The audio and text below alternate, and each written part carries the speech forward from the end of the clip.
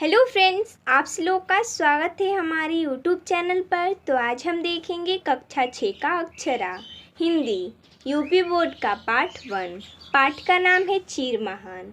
तो देखिए दोस्तों, जैसा कि हमने इस वीडियो में इस पाठ के प्रश्न उत्तर को लिया है, तो चलिए देखते हैं। प्रश्न है कुछ करने को से प्रश्न नंबर 1 है, ईश्वर भक्ति से संबंधित अन्य कविताओं का संकलन कीजिए। तो आप ईश्वर भक्ति से संबंधित कोई प्रार्थना या कविता लिख सकते हैं, जैसा कि हमने यहाँ पर प्रार्थना लिखा है, जिसे आप याद भी कर सकते हैं। प्रार्थना है, हर देश में तू, हर वेश में तू, तेरे नाम अनेक तू एक ही है। तेरी रंग भूमि यह विश्वधारा, हर खेल में मेल में तू ही तो है। सागर से उठा बादल बनकर, बादल से गिरा जल हो करके, फिर नहर बनी नदियाँ गहरी, तेरे भिन्न प्रकार तू एक ही है। हर देश में तू, हर वेश में तू एक ही है। तेरे नाम अनेक तू एक ही है। चींटी सा अणु परमाणु बना, हर जीव जगत का रूप लिया। कहीं पर्वत वृक्ष विशाल बना, सौंदर्य तेरा तू एक ही है। हर देश में तू, हर वेश में तू, तेरे नाम अनेक तू एक ही है। यह दिव्य दिखाया है जिसने, वह है गुरुदेव की पूर्ण दया। टुकड़ा कहीं और न कोई दिखा, बस मैं और तू सब एक ही हैं। हर देश में तू, हर वेश में तू, तेरे नाम अनेक तू एक ही है। ये प्रार्थना है, आप इसे याद करना चाहे तो याद भी कर लीजिएगा। अगला है विचार कल्पना से प्रश्न नंबर 1 है, संसार में मानव कल्याण के लिए कौन कौन से उपाय किए जा सकते हैं, अपना विचार व्यक्त कीजिए। अगर आपको ईश्वर से संसार के कल्याण का वरदान मिल जाए तो आप क्या क्या करेंगे।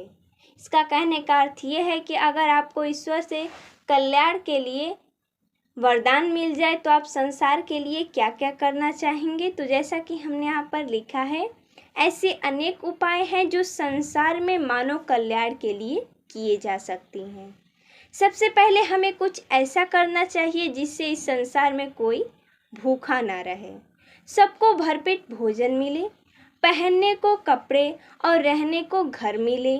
इसके बाद दूसरा प्रयास यह होना चाहिए कि संसार में सर्वत्र शांति और भाईचारे का माहौल हो, जिसके लिए सभी को मिलजुल कर प्रयास करना चाहिए।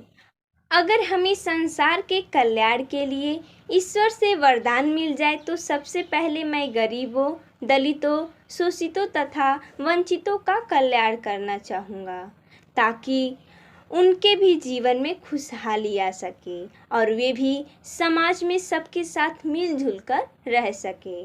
हमारे समाज में बहुत विषमता आ गई है, अतः मैं प्रयास करूँगी कि समाज में समता आए, कोई गरीब न रहे, कोई भूखा न रहे, सभी सुखी एवं खुश रहे, कोई किसी को न सताए, सभी मिलजुल कर रहे।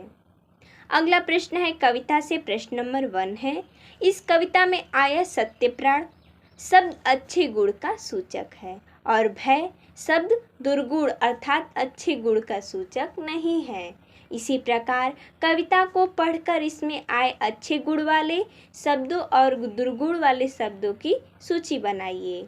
तो जैसा कि हमने यहाँ पर बनाया है, जो कि अच्छे गुण वाले शब्द कौन कौन से हैं, सत्यप्राण, महान, सौंदर्यपूर्ण, प्रेमी, हित, शक्ति, प्रकाश, अमर, दान, परित्राण, नवजीवन, ये सब अच्छे गुण वाले शब्द हैं। और दुर्गुण वाले शब्द कौन कौन से हैं, भय, संशय, अंधभक्ति।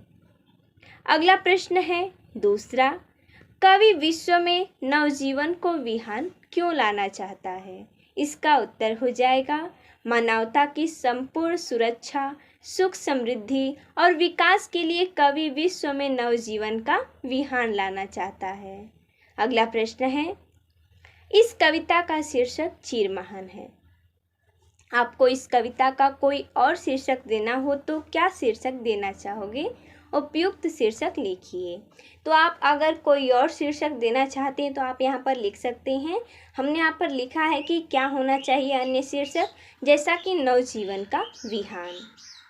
अगला है प्रश्न, निम्नलिखित पंक्तियों का भाव स्पष्ट कीजिए। पहला पंक्ति क्या है, जगजीवन में जो चीर महान, सौंदर्यपूर्ण और सत्य प्राण। इसका हमें भाव स्पष्ट करना है। तो जैसा कि हमने यहाँ पर किया है, जो संसार रूपी जीवन में दीर्घ काल तक रहने वाला, श्रेष्ठ सौंदर्य से परिपूर्ण और हृदय में सत्य धारण करने वाला हो।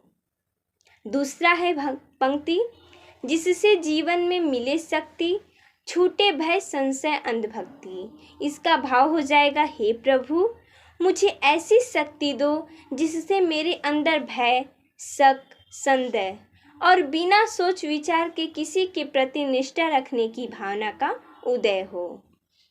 अगला है प्रश्न, नीचे क वर्ग में दी गई पंक्तियों से संबंधित कुछ पंक्तियां ख वर्ग में दी गई हैं, किंतु वे क्रम में नहीं हैं। उन्हें क वर्ग की संबंधित पंक्तियों को सही से मिलाइए।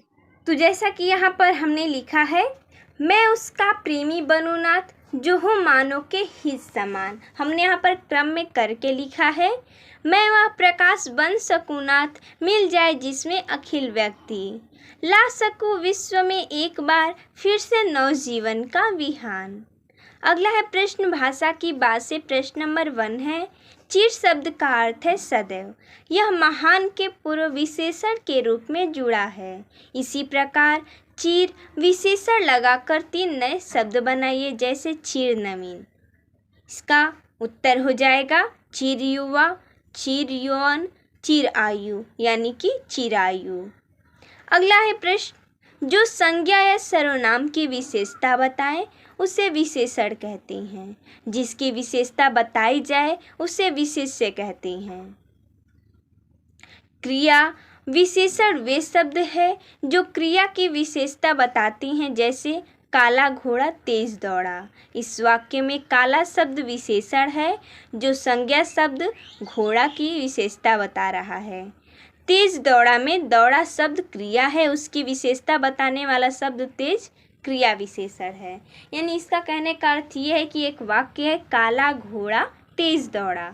इसमें जो काला है वो विशेषता बता रहा है घोड़ा का, तो काला विशेषण है और किसकी विशेषता बता रहा है, घोड़ा का, तो ये संज्ञा हो जाएगा। तेज दौड़ा, दौड़ा जो कि एक क्रिया है और दौड़ना का विशेषता बता रहा है तेज, यानी वो तेज दौड़ा। कैसे दौड़ा, तेज दौड़ा, तो वो क्रिया विशेषण हो जाएगा। तो देखिए दोस्तों, जैसा कि हमने इस वीडियो में इस पाठ के प्रश्नोत्तर को देखा, तो मिलते हैं तब तक के लिए धन्यवाद दोस्तों।